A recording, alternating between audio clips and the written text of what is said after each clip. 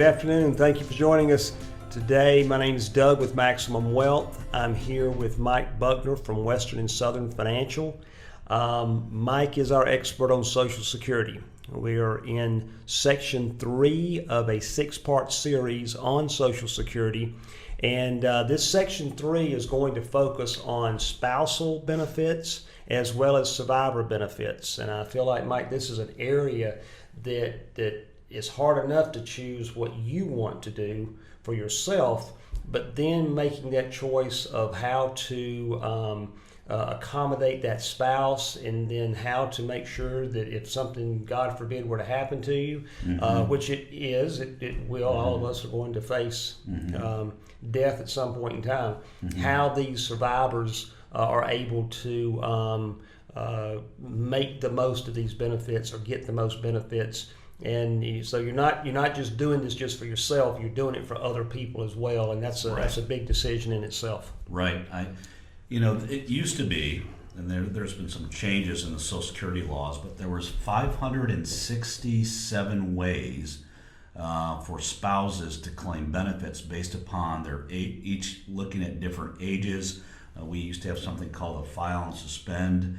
We still have something called a restricted application, which we'll talk about in a little bit. Okay.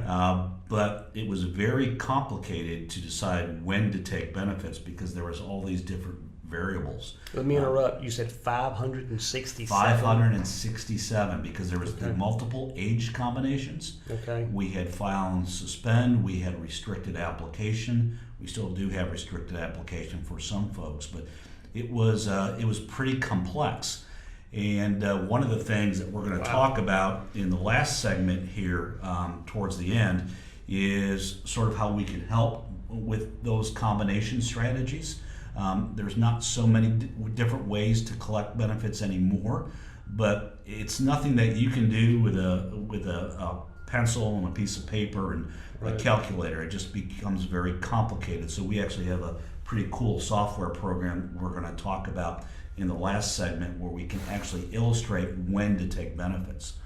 But for married couples, it is pretty complex because you're not only thinking about yourself, but you're thinking about your spouse.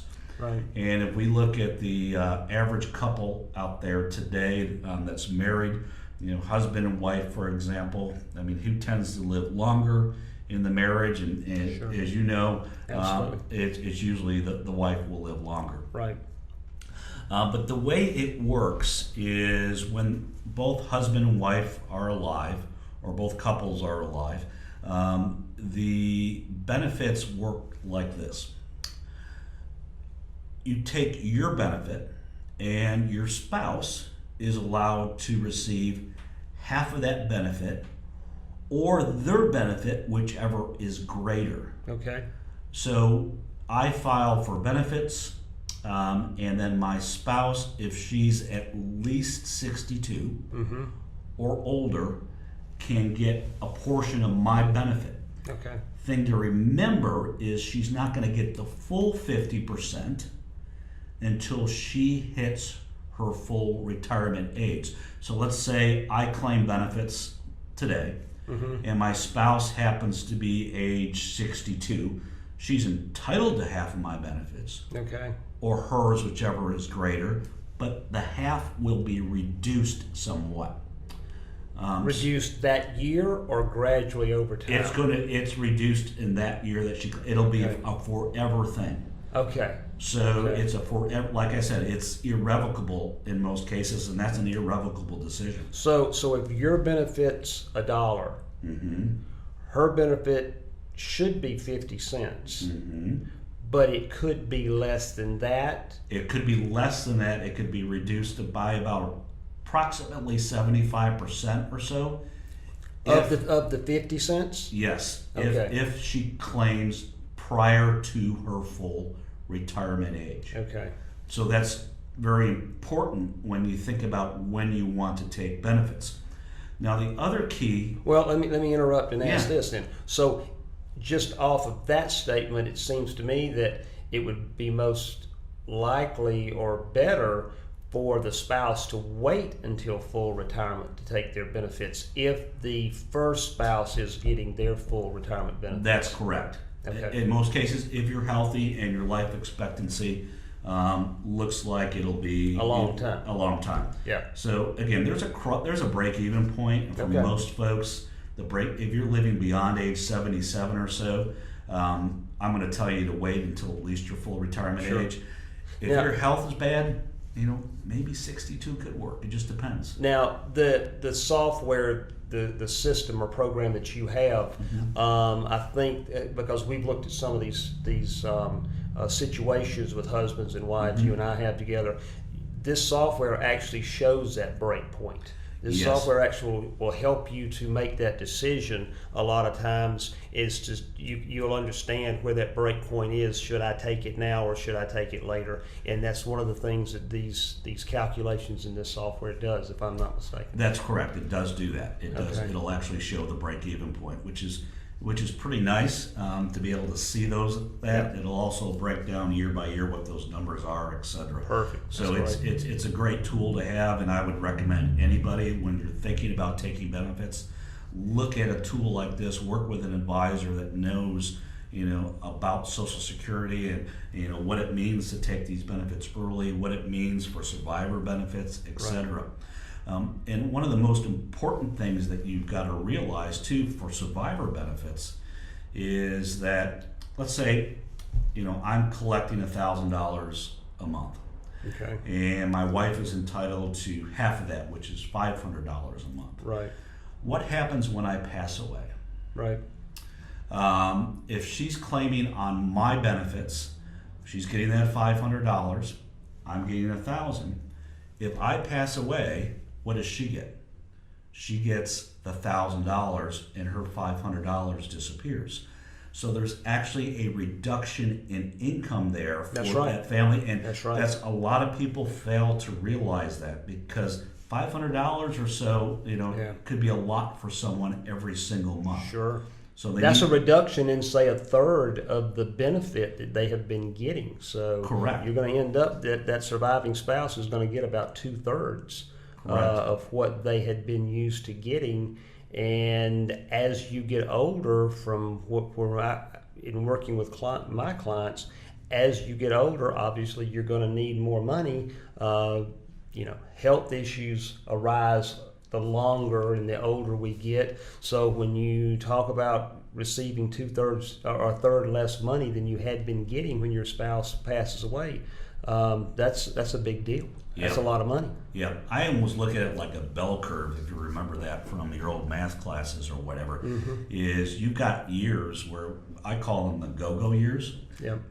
When you first retire, hey, you're out there visiting the kids, or taking vacations, or Sure. you're just doing all that stuff you couldn't do while maybe you were working. And then you hit an age where you've got what I call the slow-go years. And the slow-go years, what we tend to see is maybe a downtick in the amount of money that you need, because maybe you're just not doing as much. Right.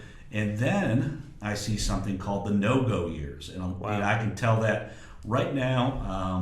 I'm seeing my parents have that, and they're in their 80s, where they're in these what we call no-go years. But what happens during the no-go years is expenses tend to go up. Sure. So you get sort of this bell curve in that, where it's an inverted bell curve, where expenses are high early on, Right. and during the slow-go years, they tend to go down, and then the no-go years, because of healthcare, Absolutely. they tend to go up.